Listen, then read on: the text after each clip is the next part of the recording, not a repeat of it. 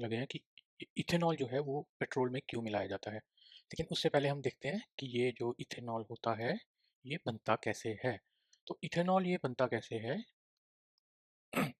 तो ये क्या होता है, ये शुगर से बनता है। जैसे आपने शुगर केन लिया या कॉर्न लिया, उससे आप क्या करते हो, आप शुगर निकाल लेते हो, शुगर निकालते हो, फिर उसके बाद उसको फर्मेंट करते हो। जैसे यीस्ट डाल दिया, जैसे दही में यीस्ट डालते हैं ना फर्मेंट करने के लिए, वैसे ही उसे फर्मेंट किया जाता है।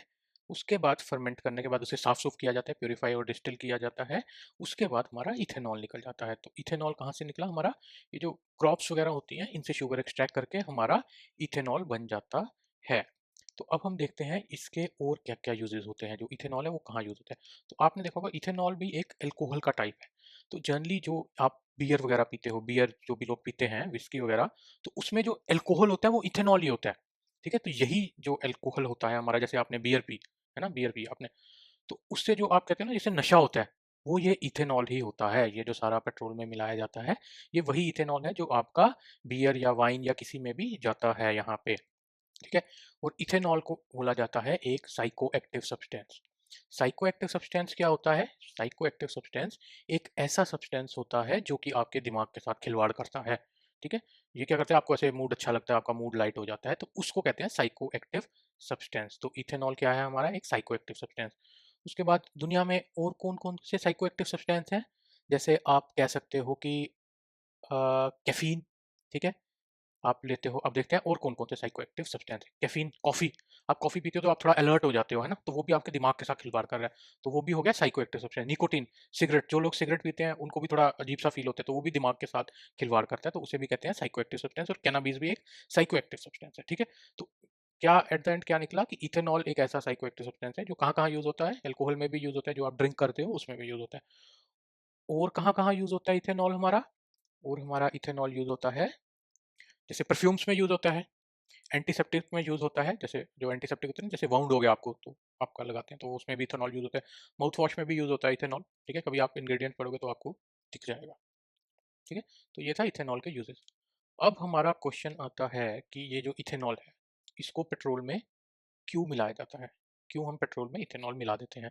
तो पहले तो ये समझना जरूरी है कि इथेनॉल जो है वो भी एक कंबस्टिबल सब्सटेंस है। मतलब जैसे पेट्रोल को आप आग लगाते हो तो वो जल जाता है एकदम से, वैसे ही इथेनॉल की भी प्रॉपर्टी है, बट वो इतना मतलब पावर से नहीं जलता है ना। जैसे कैरोसिन होता है, वो कैरोसिन कम पावर से जलता है, लेकिन पेट्रोल ज्यादा पावर से जलता है। वैसे इथेनॉल पेट्रोल से कम पावर में जलता है। लेकिन मिलाया क्यों जाता है उसमें, क्यों कहते हैं कि हम इथेनॉल को उसमें मिला दें। तो उसका आंसर आता है ऑक्टेन नंबर। ये बहुत इंपॉर्टेंट है, ऑक्टेन नंबर इथेनॉल का हाई होता है। नॉर्मल पेट्रोल से इथेनॉल का ऑक्टेन नंबर हाई होता है। अब क्वेश्चन हमारा ये आता है कि इथेनॉल का जो ऑक्टेन ऑक्टेन नंबर क्या है ना, किसी भी फ्यूल का ऑक्टेन नंबर क्या होता है। जैसे अगर हम यहाँ देखें तो देखो यहाँ पे ये हमारा डिफरेंट टाइप्स ऑफ पेट्रोल है ना। देखो ये रेगुलर है, इसका ऑक्टेन नंबर है 87। इसमें थोड़ा ज़्यादा इथेनॉल मिलाया हुआ है तो इसका ऑक्टेन नंबर है 89। इसमें ज़्यादा मिलाया है तो इसका ऑक्टेन नंबर है 91 और इसका है 94। तो इन शॉर्ट आप कह सकते हो जितना ज़्यादा आप इथेनॉल मिलाओगे पेट्रोल में उसे कहे उतना उसका ऑक्टेन नंबर बढ़ जाएगा। ठीक है, अब जैसे ये देखते हैं, अब ये टर्मिनोलॉजी बड़ी यूज होती है E10, E15, E20। तो इसका क्या मतलब है, E10 में 10% इथेनॉल है और 90% नॉर्मल गैसोलीन है ना। वैसे ही इसमें 15% इथेनॉल है, इसमें 20% इथेनॉल है। अब क्वेश्चन आता है कि भाई ये ऑक्टेन नंबर क्या चीज़ है, ये जो हम बोल रहे हैं बार बार ऑक्टेन नंबर ऑक्टेन नंबर, ये क्या बीमारी है ऑक्टेन नंबर। ठीक है, तो इसके लिए हमें ये समझना पड़ेगा कि जो इंजन है, पेट्रोल इंजन, वो काम कैसे करता है। पेट्रोल इंजन कैसे काम करता है, वो क्या करता है, वो फ्यूल और एयर का मिक्सचर ले लेता है। फ्यूल और एयर का मिक्सचर जाता है इस चैम्बर में हमारा। ठीक है, अब फ्यूल और एयर के मिक्सचर को पहले किया जाता है कंप्रेस, जैसे यहाँ पे इसको कंप्रेस किया जाता है। ठीक है, कंप्रेस करके फिर उसमें एक स्पार्क छोड़ दी जाती है। फिर स्पार्क से क्या होता है, एक ब्लास्ट होता है। ठीक है, जैसे आपने कोई बारूद लिया है ना, बारूद को आपने दबाया, अच्छी तरह टाइट करके बांध दिया। जैसे दिवाली में पटाखे होते हैं ना, उन्हें टाइट करके बांधा जाता है जो बड़े जोर से फटते हैं। फिर उनको आग लगाई जाती है तो वो बहुत बड़ा धमाका होता है ना। तो जितना आप टाइट बांधोगे उसे यहाँ पे, जितना कंप्रेस करके उस पर आग लगाओगे उतना ही बड़ा धमाका होगा। ठीक है, तो ये फ्यूल में यही चाहिए होता है ना। आपने सपोज करो उसे एक नॉर्मल सी जगह पे, खुली जगह पे आग लगा दी तो वो जल जाएगा, लेकिन वो ब्लास्ट नहीं होगा उसमें, है ना। तो कंप्रेशन बहुत जरूरी है ये इंजन में, पहले कंप्रेशन फिर स्पार्क। ठीक है, अब प्रॉब्लम क्या आती है, जो नॉर्मल फ्यूल होता है, जब हम किसी भी फ्यूल को कंप्रेस करते हैं, ये नॉर्मल कंप्रेशन नहीं है, ये बहुत हाई कंप्रेशन होती है। ठीक है, किसी भी फ्यूल को जब हमने हाईली कंप्रेस किया तो होता क्या है, कभी कभी कंप्रेशन की हीट से ही वो ब्लास्ट हो जाता है। हमारा काम क्या है, पहले कंप्रेस करना है, फिर उसमें स्पार्क डालनी है, उसमें फिर स्पार्क डालनी है। लेकिन होता होता क्या है, कभी कभी उसे कंप्रेस करते टाइम ही वो ब्लास्ट हो जाता है। जैसे आप सपोज करो आप दिवाली का पटाखा बना रहे हो फैक्ट्री में, ठीक है, आप दिवाली का पटाखा बना रहे हो और हुआ क्या कि आप उसे टाइट बांध रहे हो अभी और वो उसी टाइम फट गया, प्रेशर से ही फट गया। तो ये कब होता है, जब आपके फ्यूल का ऑक्टेन नंबर लो होता है। तो जितना ऑक्टेन नंबर लो होगा उतने उसके चांस ज्यादा हो जाएंगे प्रेशर से फटने के, ठीक है। तो अब आप कहोगे कि भाई ये ऐसा कितना प्रेशर लगाएं तो कितना ऑक्टेन नंबर हो, ठीक है। तो जो आपकी बड़ी हाई एंड कार्स होती हैं, है ना, जैसे फरारी हो गई, है ना, और लैम्बोर्गिनी हो गई, जो बहुत तेज चलती हैं, बहुत पावर प्रोड्यूस करती हैं, है ना, फरारी वगैरह। तो उसमें क्या होता है, उसमें आपको चाहिए होता है ज़्यादा ऑक्टेन नंबर, क्योंकि ज़्यादा पावर चाहिए ताकि आप उसे और ज़्यादा कंप्रेस कर सके ब्लास्ट करने से पहले, ठीक है। तो अगर आप ज़्यादा कंप्रेस करना चाहते हो तो आपको चाहिए हायर ऑक्टेन नंबर। तो जितना ज़्यादा फ्यूल का ऑक्टेन नंबर हाई होगा उतना ही वो प्रेशर को हैंडल कर सकेगा ज़्यादा, ठीक है। तो मतलब ये जो E20 पेट्रोल है, इसको आप ज़्यादा कंप्रेस करके फायर आग लगा सकते हो, इसको कम, उससे ज़्यादा कम कंप्रेस, और इसको उसके कम कंप्रेस। E10 को अगर आप E20 का प्रेशर लगाओगे तो वो क्या पता पहले ही जल जाए। तो आपका फ्यूल क्या होता है, अगर लोअर ऑक्टेन नंबर हो किसी फ्यूल का और उसे आप हायर ऑक्टेन इंजन में डाल दो तो उसके चांसेस होते हैं कि आपका प्रेशर आप लगा ही रहे हो कि वो ब्लास्ट हो गया, है ना। तो वो एक ना माल फंक्शन हो जाता है, उसी को कहते हैं इंजन नॉकिंग, ठीक है। तो इसी को हम कहते हैं इंजन नॉकिंग। तो आपको क्या देखना है, अगर आपका इंजन जो है वो उसका ऑक्टेन नंबर आपको चेक करना है कि ये इंजन जो है वो किस ऑक्टेन नंबर के लिए बना है ना।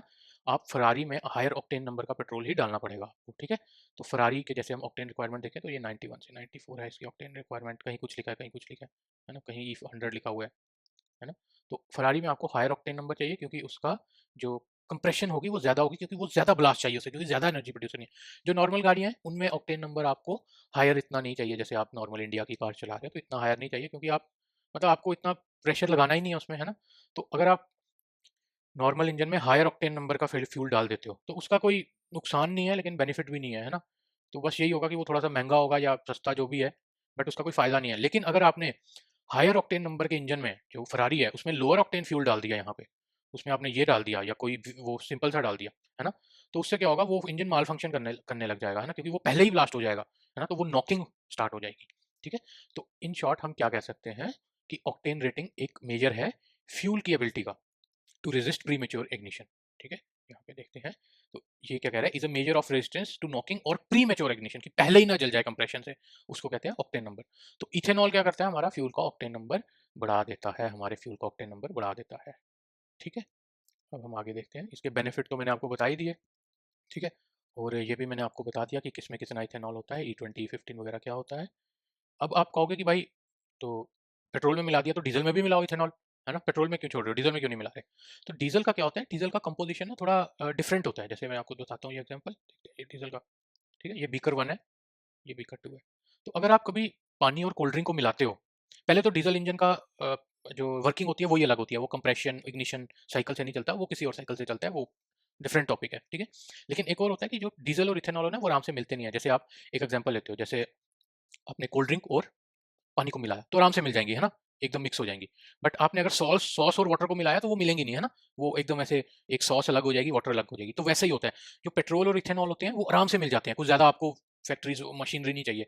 लेकिन जो डीजल और इथेनॉल होता है वो आराम से नहीं मिलता है हमारा, वो ऐसे हो जाता है जैसे आप सॉस को वाटर में मिला रहे हो, ठीक है। तो ये था। अब हम देखते हैं कि हमारे बेनिफिट्स क्या होते हैं, ठीक है, इधर खोल लेते हैं।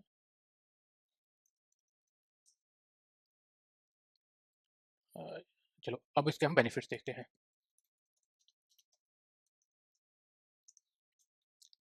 ठीक है। एक बड़ा बेनिफिट होता है इथेनॉल का कि जो एक तो वही हो गया जो फ्यूल को प्रीमेच्योर कंबशन हो जाता है, और एक बहुत बड़ा फायदा होता है कि आपका जो इन्वायरमेंट पोल्यूशन होता है वो कम होता है, क्योंकि आप ये बायोफ्यूल भी कहा जाता है इसे।